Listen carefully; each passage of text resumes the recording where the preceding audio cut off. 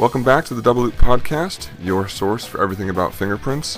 While you're working on your comparisons, we'll talk about comparisons. This week, as we're coming up on the week before Christmas, so a little holiday note. Happy holidays, and may all of your cases have one and only one high-quality quantity latent print. I'm Eric Ray. And I'm Glenn Langenberg. And welcome back to the show. How's everything going with you, Glenn? Preparing for Christmas? All set? I am all set for the holidays. I have most of my gifts bought, and I think I'm pretty much ready. Just a couple more things left to get. Yeah, I'm right there. I just got a couple more things to wrap up, and otherwise we're just about all set. Oh, and I bought a gift for myself. I bought a wine cooler. And I always kind of wanted a wine refrigerator. You know, it's like a dual thing where you can keep the whites at one temperature, the reds at another. So I went all fancy this year. Bought myself exactly what I wanted. Perfect. That's not just outside. I guess that's just for the beers. It's just putting them outside this time of year. They would freeze. They would definitely freeze. They would be beer sickles. Wow. Yeah, we had a little heat wave this past week. We got up to 82, but we're back down in the mid to upper 60s now. So much more comfortable. Exactly. So, Glenn, what do we have for this week? Well, I was thinking that we might discuss the Haber's article that is coming out. This is Ralph and Lynn Haber. And the title of the article is Experimental Results of Fingerprint Comparison Validity and Reliability, a Review and Critical Analysis. And I believe they have an online version already. So they're looking at an imprint hard copy coming out probably in a couple of months or so. But yeah, there's the online version, and this is going to be in Science and Justice, which is a British journal, or British-run journal by Elsevier. All right, and I've kind of looked through some of it. Haven't had a chance to read the entire thing yet, but it looks like they have just collected the black box study and a number of other studies on fingerprint accuracy and reliability, and just tried to go through and poke holes in each of the studies that they've found. Yeah, and frankly, I have a little bit of personal experience with this, so I mean, I think it's fair to disclose to the listeners so that, they can either consider, this as either my opinion, or maybe I have an axe to grind, or maybe, I have some personal, scars and vendetta here. But I mean, I had to deal with them, particularly in a case in Illinois, and it was a case a year or so ago where Ralph Haber was the witness for defense. And essentially, everything in this article is what we went through day after day after day. And it was a 4 or 5 day Fry hearing in Illinois. And I will say that some of the factually incorrect things, the things that were easily provable that he had testified to, are not in this paper. And he kind of keeps it to, here's what the article's about, here are the results, here's my interpretation of all the problems with the study. And I'm really being very fair, because at no point in the article does he ever say, here is a good thing. I mean, here is something that was well done. Here is something that, was to be applauded, or that, we might be able to get something out of this, but we should put it in the framework. It's a very biased viewpoint, which has always been my problem with at least with Ralph Haber. I've not actually heard his wife testify. But, I mean, there's never any fairness or balance, or, okay, I can see this and this, but there are issues here. And whenever I get that, it smells of agenda, and it smells of, it just smells of non-science to me, which is funny, because that's what he's accusing us of, as being non-scientists. But it does, I don't see how you can look at these studies, and some of them being published in fairly prestigious journals, and go, they're complete crap and tell us nothing. I don't know how that flies, but he's made a living doing this. Exactly. I've kind of adopted a new way of thinking recently, and it's that if you're not surprised, you're not allowed to be upset. It's when if you encounter somebody and they say or do something that's upsetting to you, if you're not surprised by what they say, which is often the case, the people that upset you, it's not really a surprise when they say that thing, then you can't be upset because it's basically what you expected.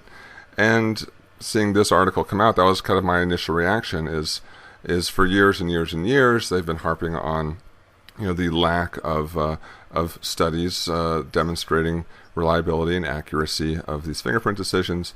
And when those studies do come out, now that since they can't say that there's no studies anymore, they just try to poke as many holes in it as possible without accepting any benefit or any like you were saying any good things from these articles. It's your philosophy there reminds me of the Aesop's fable, when the snake or the scorpion gets carried across the river or whatever, and then stings the other animal in the back, and then for after carrying him across, and then you go, what do you expect? I'm a scorpion. It's my nature. Exactly.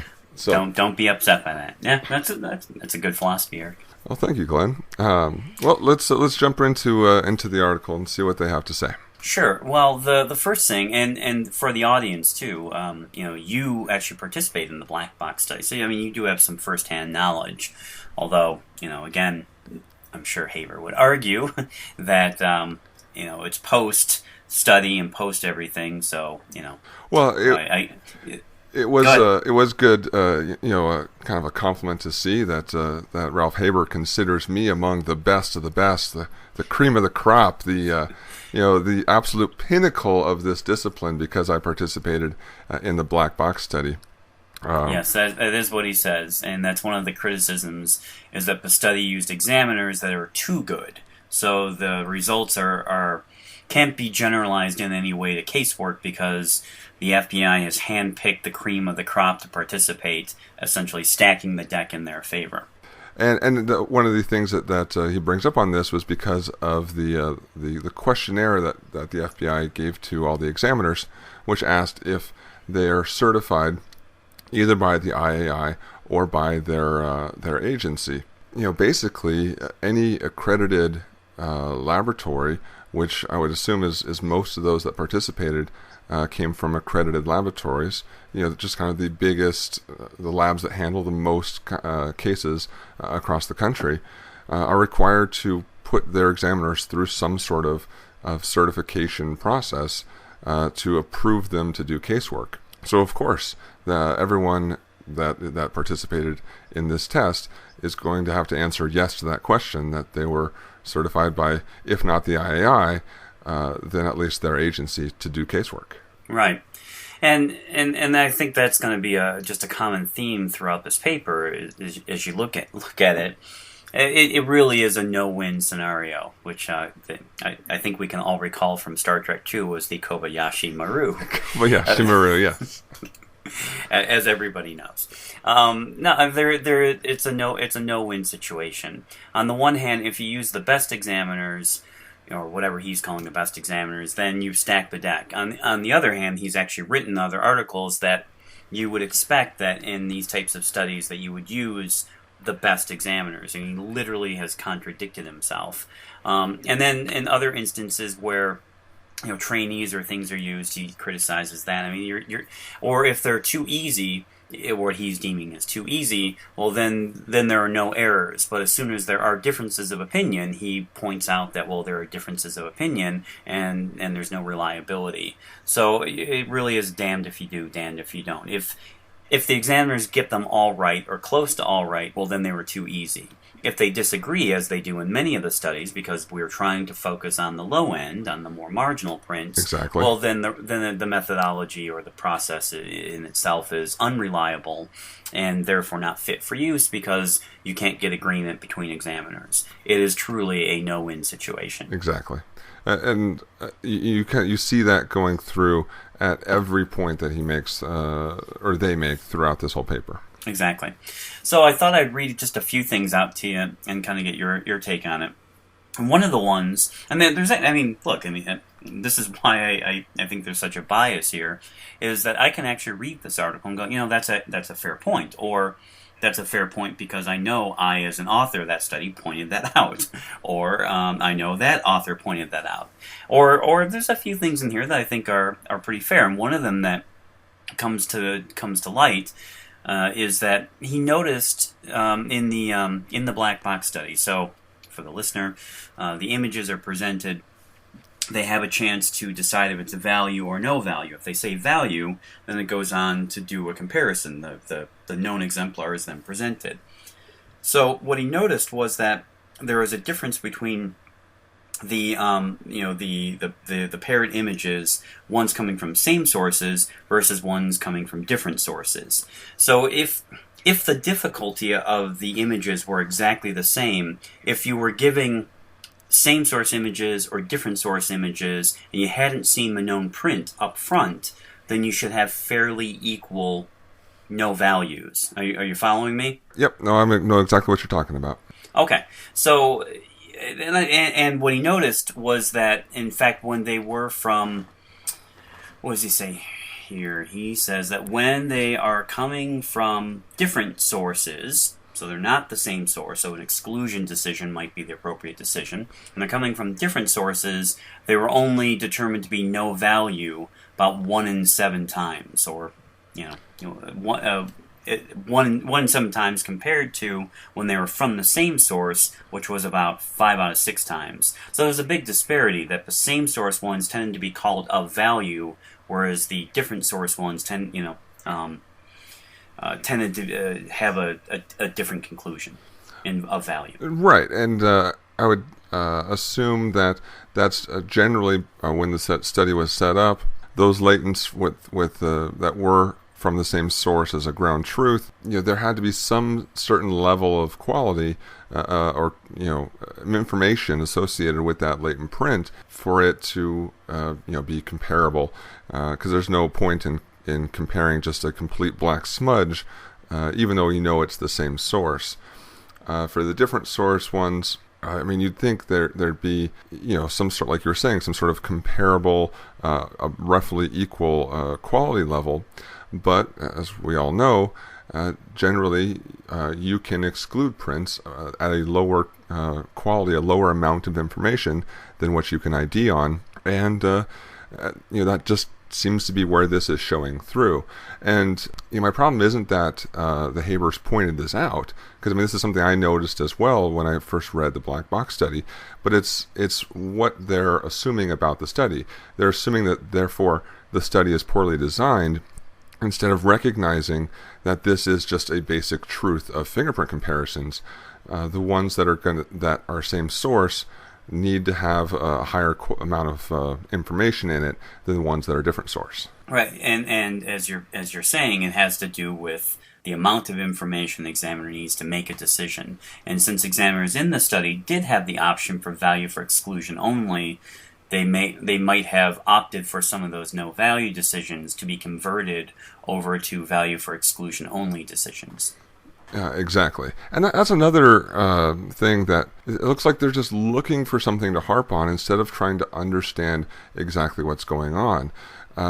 It's just a flat-out misunderstanding of what we're talking about, because they criticize this value for exclusion only value statement because examiners would, on occasion, after completing the comparison, come to either identification or inconclusive decisions. Now, when you say value for exclusion only and then you end up IDing it, that's which, by the way, let me point out, only happened 1% of the time. Exactly, but the Habers in the study, the Habers also criticized the study for the participants coming to inconclusive decisions after saying value for exclusion only.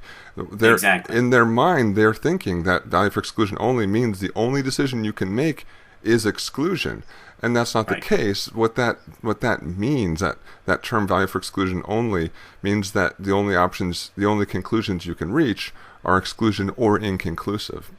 So when inconclusive results are reached, that should be an understandable and logical part of the process, not something to criticize. Yeah, in fact, as they even note in their paper, that of the value for exclusion only prints, only 16% of them went on to truly be excluded by the participant. 84% of the time they were judged inconclusive. So when a participant was saying value for exclusion only, 5 out of 6 times or whatever, they were basically going to inconclusive, which shows a general conservatism, yet again, with fingerprint examiners.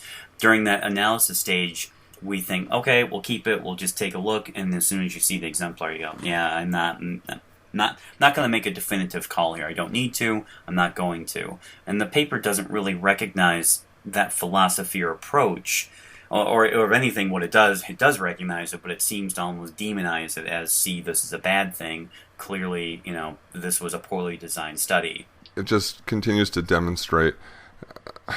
I don't know. I mean, I know they've looked at this and read about this and talked about this and written about this for so long.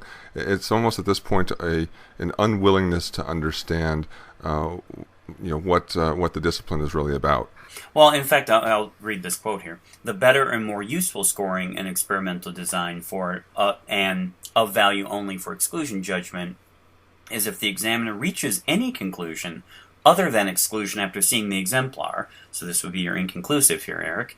The value conclusion is then rescored as no value and a new trial begins. So in other words, the trial is basically thrown out, which is crazy to me because here they are making arguments that these studies aren't imitating casework enough. They're so different from casework they can't be generalized at all to casework, and what he's suggesting as an improvement to the study design could not be farther from actual casework. They're just picking and choosing. When it's not like casework, they criticize it for being not like casework, and when it is like casework, they find something else to criticize about it because they just need to find something wrong with it.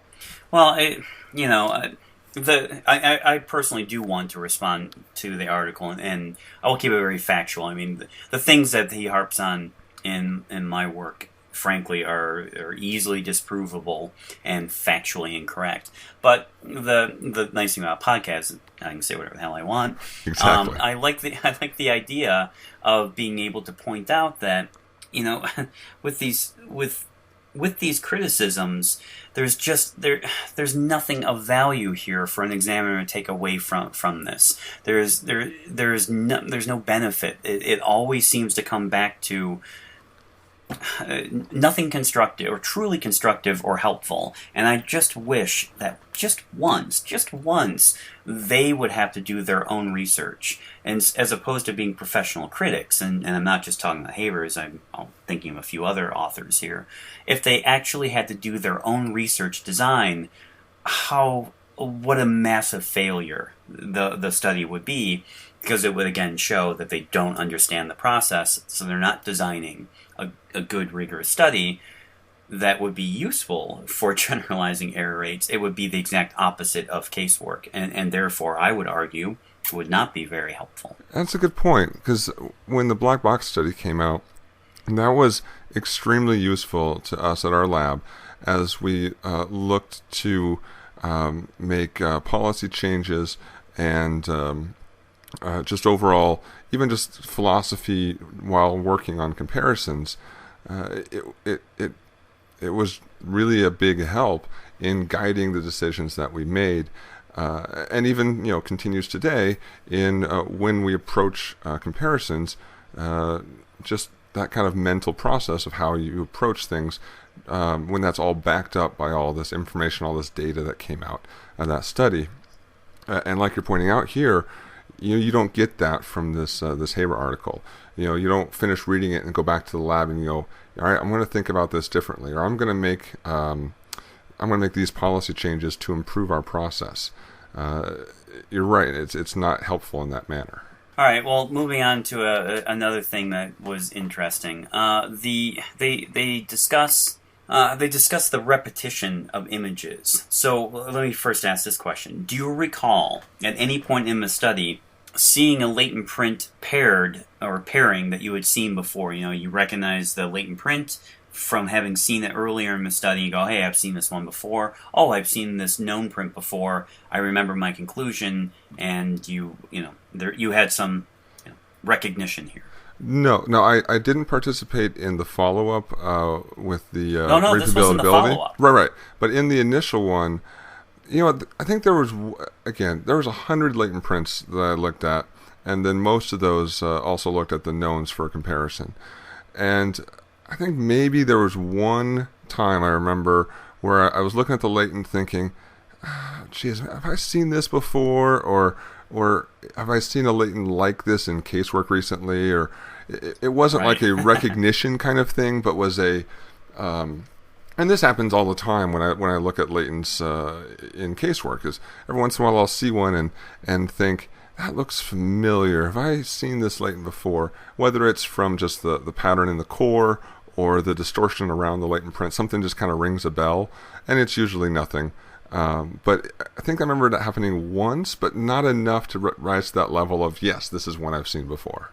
Yeah, okay. Well, and that was one of my guesses as well. And when I conducted a study with our examiners at BCA, when we did our first black box, the small black box, the method performance study at BCA, it was the same thing. I mean, they were looking at 120 to 140 different images, and the idea that in that time they're going to recognize them, they might have a vague sense, look semi-familiar, and even if they do recognize the latent, often they wouldn't remember their initial conclusion anyway. I mean, it's just something that someone who does not do this would not understand, that even if you recognize the latent, you may not remember your initial conclusion. Exactly. Yeah.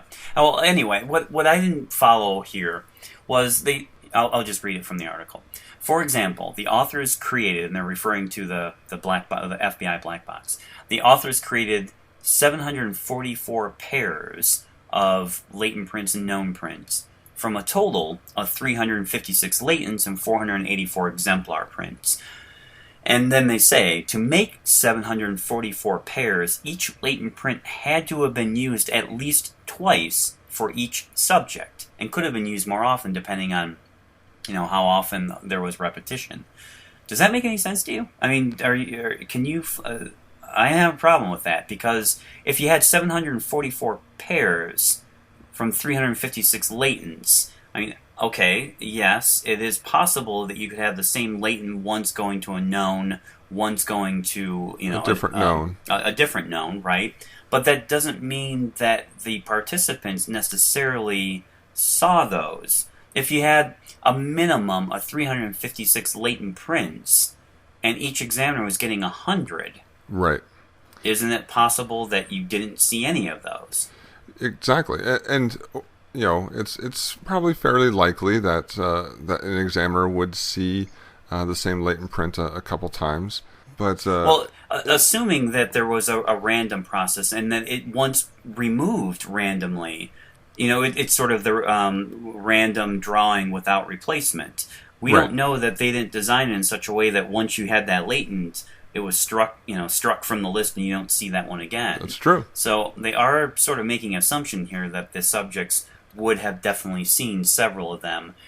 And again, without having looked at it, they would have been making calls like value or no value before even seeing the known, so they wouldn't necessarily know if they're getting the same known again either. And the notion they're going to be able to remember all of that. And so therefore that's one of their things. They basically say that, well, it's a poor study design, and therefore we can't rely on these results because this is clearly going to increase the accuracy of the participant. Although they would never have known if they got it right or not. So if anything, if they made an error on the first one, they could have made the same error on the second one. So I don't know. It's the illogical argument here that I'm not following. I understand what they're saying about the possibility of a latent being repeated or repeatedly given to the same examiner, but I guess the leap is as to why that's a bad thing in the study. Like you were saying, that's they could have designed it to not include those repeats. I don't remember anything about that. Did the first black box discuss examiners seeing the same latent a second time? No, honestly, I don't remember that. And I'm really trying hard to think if it had ever come up or been discussed or had this, come up either at SWIGFAST when we were presenting the results or at the IAI conferences. And I don't know, it just seemed like such a non-issue. And I don't know.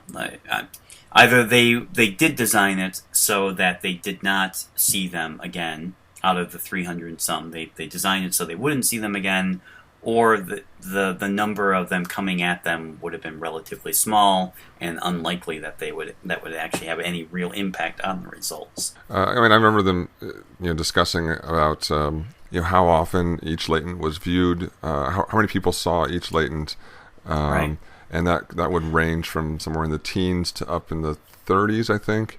Yeah, and that's actually one of the things I do agree with the Habers a little bit here is it would have been nice that the FBI design had given the same 100-some prints to everybody, so that what would have been cool was that they just randomized which the order that they received them. I don't know why they chose a pool of 300 instead of just giving them all the same, but it's a design choice. Okay, fine. Maybe they wanted to explore lots and lots of different types of latents and look for certain trends, but all right, fine. But it doesn't invalidate the study. No. It's just one approach. Exactly. If you're just doing this trade-off of if you give everyone the same 100 latents, then you get to look at how every person viewed those 100 latents, but you're only looking at you only have those 100 choices of latents to look at. But they opted to go with 300 plus different latents, and look at all the results that came from there. We don't even know if they would have chosen 100 to give to everybody. Heck, they could have chosen 100 that didn't include those 5 latents that people made bad IDs on. So then everyone would have gotten everything right, and the Habers would have had even more ammunition to criticize. All right, so moving on a little bit here. One of the things that, of course, they go on to discuss some of my papers, and I've been here, done that. No, nothing new to me dealing with their criticisms. Again, most of the things I dealt with in that court case, are not here, and some of the things that had come up in the courtroom, it's nice to see that they have corrected that. I remember in the courtroom, for example, they said that I threw out some of my data, and it wasn't clear why I threw it out and what had happened to the data. I was only reporting the data for the experts, and I'm missing something like 15 or 17 results, and I just threw them out with no clear indication. I remember that he's sitting on the stand saying, and this is inappropriate for a researcher to do. You can't just throw data out. That's just bad practice and so forth. If you're going to get rid of data, you have to have a really good reason why and be very explicit and state that. So that was one of the things I had to address in rebuttal. I actually had to come back for a whole nother day to spend a whole day on the stand discussing just factually incorrect stuff. And in the paper, I did actually remove some data. I removed the trainee data and those that weren't actively doing casework, and stated very clearly in the paper why I was removing them. Those data were still in the paper, but I wasn't putting them in the final tally. It was very clear. You just either hadn't read the paper or missed that part. So it's so bizarre to me to testify on the stand to things that are factually incorrect. I just, when someone can call you out on it, I can't imagine getting on the stand and just making shit up. So what were some of the criticisms that then survived the court challenge and not really survived the court challenge, but went from the court challenge into the paper here? Yeah, okay. So one of them was, he mentioned in my white box study, this was the one where he gave examiners tools to use. And we were pretty explicit that in order to measure the effectiveness of the tools, to know if the tools like a likelihood ratio or a quality map had any impact, we needed measurable error rates. If all of your examiners were getting 100%, well, then you're not going to see any differences with the tools. Exactly. So we needed a study that was fairly difficult, so that you could see, okay, and when they didn't have a tool, they had a 5% error rate. When they had the tool, it was only 2% or 1% or whatever. So we went for it as a more difficult study. And one of the things that we did was first, I handpicked all of the different source trials by searching them in IAFIS, getting as close as possible. I didn't just take the top candidate. I took the best, in my viewpoint, the most visually similar looking one, which isn't always the best scoring candidate in IAFIS. Exactly. And then, before performing the study, I went on and did pilot testing. And the paper talks about that these were pilot tested with other examiners. So of the initial difficult trials I had, I only selected the ones that produced any errors in the pilot studies, including some of the same source trials that had artifacts and things like that. So, I mean, the paper's pretty clear about the pilot testing aspect and, how we went about it and why we thought they were fairly difficult. So, here's his point in the paper.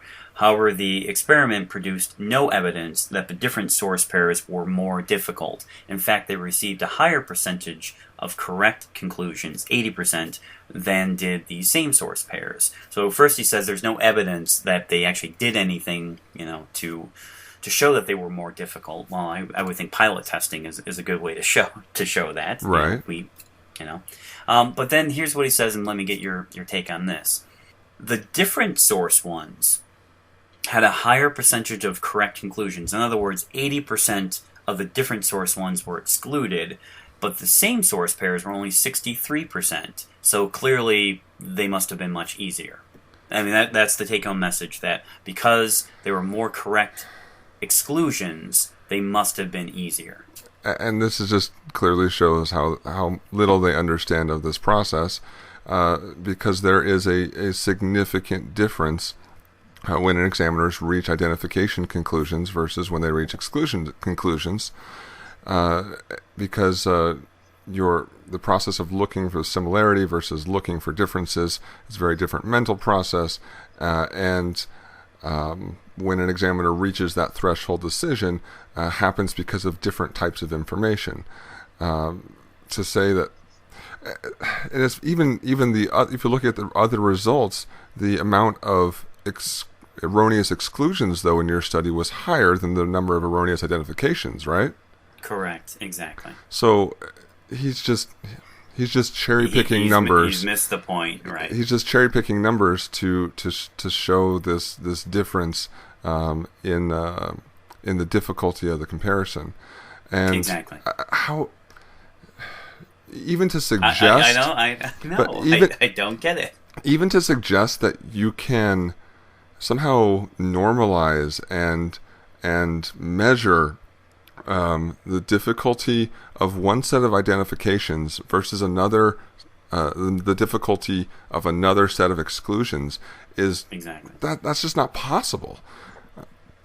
There's just so many variables that come into play, and the conclusions are so different with such different variables coming in at all angles. It's just not possible to come up with a level of difficulty for an exclusion, having it be the same level of difficulty for an identification. That's just not possible. Yeah, I was hoping that would be your take on that. That was what I was thinking. I mean, it's like you said, it shows complete lack of really understanding the differences. But I mean, even from a testing standpoint, when you think of confusion matrices and error rates, the notion that if you don't correctly identify something, then it automatically leads to a type of error.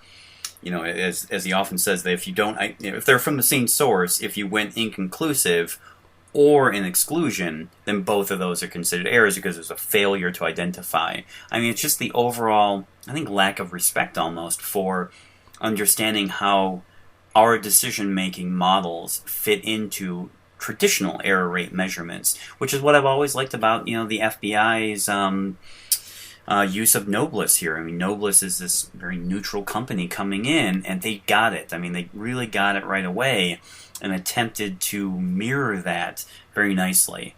Someone coming in from the outside like Noblesse seemed to understand our decision-making process, and I can only, of course, attribute the FBI with correctly kind of explaining them and helping them and guiding them in some of the design to mirror our decision-making models. Absolutely. I mean, we've built in with our discipline this inherent conservatism where we pull back and use the inconclusive decision or no value decision in some cases, even when they're from the same source as a ground truth, in order to keep that erroneous identification percentage as absolutely low as possible. And it's a conscious trade-off that we've made where we're not going to identify as many prints as maybe we could in order to keep that error level down. And that's a trade-off that's made in all kinds of testing.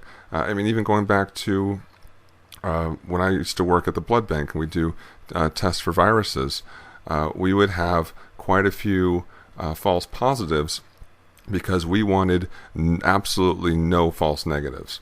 And that's just when you design a test, and that's what you're testing for is viruses, where the results of a false negative is possibly someone getting HIV.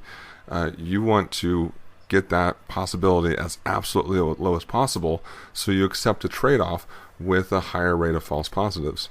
And again, it's kind of the opposite for what we're working with in latent prints, but it's an absolutely understandable and acceptable way to conduct our tests. Yeah, and as you pointed out in other episodes too, the failure to identify something does not automatically lead to an exclusion decision. And so you have to understand that these are two very different decisions that have their own strategies and thresholds. And I'm just amazed at how they seem unable to grasp that. And as you were discussing earlier, when you're comparing the error rates or the correct exclusion rates versus the correct identification rates, and they really are apples and oranges. There's really no way to compare those levels. Yeah. I mean, the one thing I'll give them is the point that before looking at the known print, the value decision, that should not be affected if they're by the same source or different sources. So I will give them that point that you would expect those roughly to be about maybe somewhat. But again, if the designer is trying to anticipate what examiners are going to do, as you pointed out, they might try to put more information to tempt the examiner for an identification decision than with an exclusion decision, knowing ahead of time that they would need less to make that exclusion decision. Therefore, that makes it a more difficult exclusion decision if they keep it really, really, really minimal information. But if they were then to go on to try to compare it to ID it would not even come close to an identification threshold. Yeah, but it comes down to what the research design is looking for. And as you pointed out from your white box study, you were looking for pairs that would lead to errors, whether those be same source pairs or different source pairs. And there's reasons for you designing your study in that particular way. And when you choose that to be how you design your study to select which pairs you're going to use in the study, you're not paying as much attention to having this equal value statement decision at the front end before you're looking at the knowns. Very true. Well, I'll point out one more little thing that I thought was kind of funny. Was he also mentioned the black box study that I had done at BCA, so this is with 6 examiners, and he mentions the rates of error in that one and how they're very different from all the other studies, and so I'll just read this. The different source pairs produced a dramatically different pattern of results from those found in every other experiment, including others by the same experimenter. So, the error rates in that study were different, and there was an ACE and an ACE-V component to it as well. And so anyway, so he goes on to say, for these reasons, the results cannot be combined with results from other experiments, nor can the results be interpreted. In other words, they're essentially useless because they're not like any of the other studies. And they're so different, we don't know what to do with them. And I just, again, shake my head and go, well, then obviously you missed the big point here, is that this black box study was designed to mimic casework the most of all the other studies. Exactly. Therefore, there was a searching component to it. So the fact that they had to search the latent print, they were not one-to-one comparisons, that would be a huge study difference. And that doesn't mean we can't look at the data. In fact, one of the nice things I like about that study was within the study design, they did ACE And then they also did a separate version of ACE-V, so you could compare the same examiners under similar conditions with and without a verifier. So, to say that we can't get anything from these data, they're not comparable, they're not useful, I don't know. It's just, it's a bunch of garbage. Exactly. The key there is to understand the differences in the design. Like you're saying, there's the searching component. You weren't just comparing the latent to one other finger like most other studies. You were comparing it to all 10 fingers of multiple suspects. While that makes it difficult to directly compare to some of these other studies, it doesn't mean you can't compare it, and doesn't mean that there's not valuable information in that study that maybe some of these other studies you missed out on because they just chose a different design component. Yeah, and I read a lot of radiological research when I was working on my thesis and looked at a lot of medical studies, and they commonly do meta-analyses. I mean, they will take 20, 30 different studies and kind of lump them all together and just say, we recognize there's lots of different components here, we're lumping them here to see if there are some trends. And that's what this is missing to me. If they were really the statisticians and the metrologists that they claim to be, they could have done some meta-analyses, but it's such a cop-out to say each one of these studies is completely different, they have different numbers, some have this, some have that, so therefore we can't compare them at all. That's horseshit. Because I'm sorry. In the medical world, they commonly do these types of meta-analyses and just say we recognize that these had different sample sizes, different strengths, different components, different testing elements. Some had contextual clinical information, some didn't. We don't care. We're throwing it all together, and we're seeing if any trends emerge from some, principal component analyses or other types of statistical analysis. There's lots of different things you can do, but to simply say we can't say anything, it is really a cop-out. Because these studies do, without fancy statistics, show some real cool commonalities. Exactly, and the key thing that runs through all of these studies is that when latent print examiners come to an identification decision, they are very accurate. Now, as the quality and quantity of information drops, there becomes some variation between examiners on when that threshold could be reached before calling the identification. But even down at that lower threshold, the identification decisions that are made are still highly accurate. And agreed. That, at the end of the day, with all the other information that's in these studies and all of the other components about repeatability and reproducibility and examiner differences, that is the really key takeaway, is when we're in court and we say ID, you can trust it because, damn it, we're almost always right. Yeah, I mean, and if anything else, they do continue to point out over and over that our exclusion decision is not as good as it could be, that's really where the limitations are, that we really need to focus on improving that element.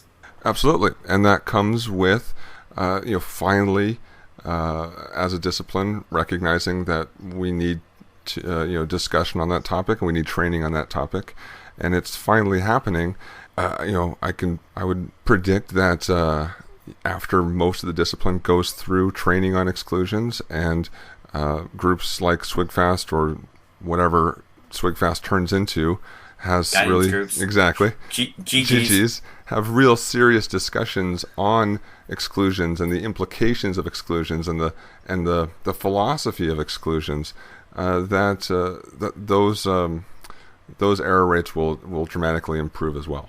Yeah, but I mean, if they don't, then it goes back to your virology analysis. We would rather take that false negative hit than the false positive. We recognize that of the two, we would prefer to take that hit than the other one. Absolutely. So the fact that it shows up in our discipline is no different than you see in so many others where you're going to err on the one type of error, type 1 versus type 2 error, as a, it makes sense, and it's not uncommon to observe those differences. Absolutely. It goes through all fields. You accept a higher percentage of flight delays in order to reduce your percentage of crashes. Good one. It is a trade-off that goes through just so many disciplines, and latent prints is no different. And like you're saying, thankfully, we do have researchers out there that understand some of these issues and have been able to put out a lot of valuable information about it. Yeah, well, and I'm hopeful too, and would not be surprised if the FBI Noblest plan a nice professional response in the journal as well. I know I intend to. Mine's going to be relatively short. More professional than the Double Loop podcast's response. Yeah, probably. Oh, okay. Yeah, the Double Loop podcast is stop with your bullshit. I'm sick of hearing it. Exactly. The journal article will be. Thank you. This is an interesting point. However, I would like to discuss the following things. I appreciate you bringing this point to light. However, etc. Well, I think that myself and some of the listeners could put together a pretty good pool if you're willing to use the word horseshit in your official response. And I don't know how big that pool would get, but I think it'd get pretty sizable. Yeah, I might have to find a way to work it in. Okay. Maybe as an acronym. There you go. A little cleverly hidden inside. Haber's other, reasonable, suspicious, erroneous. To figure something out. Sizable heuristics for intelligent. Yeah. Terminology. Terminology. There you go. All right. Awesome. Well, anything else you wanted to cover from the article this week? No, not really. I have shepherd's pie to go make. I'm working on some haggis shepherd's pie, so I need to go make that tonight. That sounds fantastic. Delicious. Save me a piece of tripe-filled stomach. Mmm. Rolled in oats and spices mixed with whiskey and malt beer. Yum. Yes. Mmm. Yum yum. Well, I'm looking forward next week with leftover turkey from Christmas, rolling out some turkey enchiladas. They're fantastic. Oh, yeah. And Merry Christmas and Happy Holidays to all the listeners. Yep, this will probably come out after Christmas, but I hope you guys all had a great holidays, enjoyed some time off, and are ready to get back to work and fight some more crime. Thank you again for joining us for another week. We'll be back next week with another episode of the Double Loop Podcast. As always, we're on Stitcher, on iTunes, and on SoundCloud. You can contact us by sending emails either to Glenn@EliteForensicServices.com or to Eric@RayForensics.com. And I think that covers it for this week. We'll see you next time. Bye, everybody. Bye. Have a good week.